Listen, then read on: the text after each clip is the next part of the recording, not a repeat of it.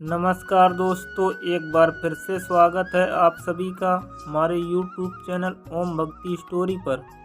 दोस्तों, आज हम सुनाएंगे आपको राजा की अनोखी शर्त की कहानी। अगर आप हमारे चैनल पर नए हैं तो प्लीज़ हमारे वीडियो को लाइक करें, चैनल को सब्सक्राइब करें और शेयर करें। सूर्यकांत नामक एक राजा था। उसकी एक पुत्री थी, नाम था रूपवती। राजकुमारी बचपन से ही चतुर बुद्धिमान थी।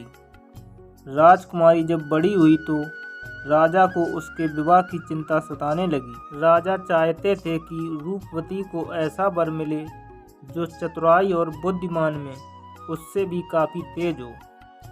राजा ने दूर दूर के राज्यों में ऐसे सुयोग्य वर की खूब तलाश कराई। बरसों बीत गए, परंतु राजा सूर्यकांत अपनी पुत्री के लिए जैसा वर चाहते थे वैसा नहीं मिला। एक दिन राजा उदास अपने बगीचे में टहल रहे थे कि अचानक उसकी दृष्टि बगीचे के ठीक बीच में बने सरोवर पर पड़ी। सरोवर में एक सैनिक नहा रहा था। उसके वस्त्र शस्त्र सरोवर के तट पर रखे थे। राजा सूर्यकांत को सैनिक की इस दृष्टता पर बहुत क्रोध आया। उन्होंने तुरंत उसे अपने पास बुलाया और गुस्से में तमतमाकर पूछा, तुमने राजमहल के सरोवर में स्नान करने का साहस कैसे किया? सैनिक ने सिर झुकाते हुए कहा, महाराज, मुझसे गलती हो गई। मेरी इस गलती को क्षमा करें। वैसे मैं आपकी चिंता को दूर करने के लिए आपसे मिलना चाहता था, किंतु जब भी मैं आपके पास आने का प्रयास करता था तभी सुरक्षा कर्मियों के द्वारा भगा दिया जाता था। आपके पास आने का मेरे पास एक यही रास्ता बचा था।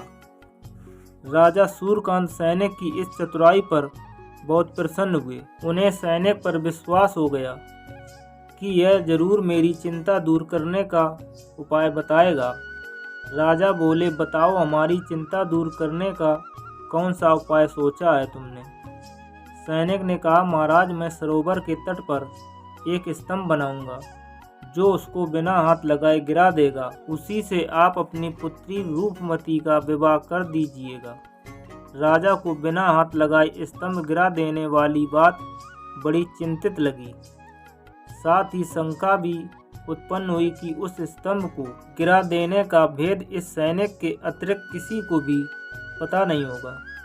कहीं राजसी घोषणा के बाद यही उस स्तंभ को गिराकर हमारा दामाद न बन बैठे। फिर भी कुछ सोचते हुए राजा ने सैनिक को स्तंभ बनाने की अनुमति दे दी।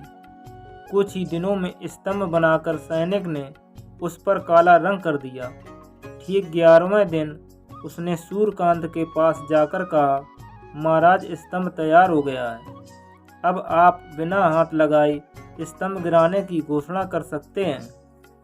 घोषणा के बाद राजकुमारी से विवाह करने की इच्छा रखने वाले अनेक युवक आने लगे। युवक आते और स्तंभ को देखते तथा सिर झुकाकर चले जाते। किसी की समझ में यह नहीं आ रहा था कि आखिर बिना हाथ लगाए किस प्रकार से स्तंभ गिराया जा सकता है। समय धीरे धीरे गुजरता गया, लेकिन स्तंभ को कोई भी गिरा नहीं सका। रूपमती की आयु बढ़ती जा रही थी। राजा को अब पहले से भी अधिक चिंता रहने लगी। एक दिन उन्होंने देखा कि बगीचे में एक रूपवान किशोर आया। धीरे धीरे कदम बढ़ाता हुआ वह सरोवर में बने स्तंभ के पास पहुंचा। थोड़ी देर वह उसे देखता रहा, फिर पास के एक वृक्ष के एक टहनी तोड़ी, उसे सरोवर के पानी में डुबोकर उस पर फिराता रहा, फिर उसके पत्ते चबाने लगा।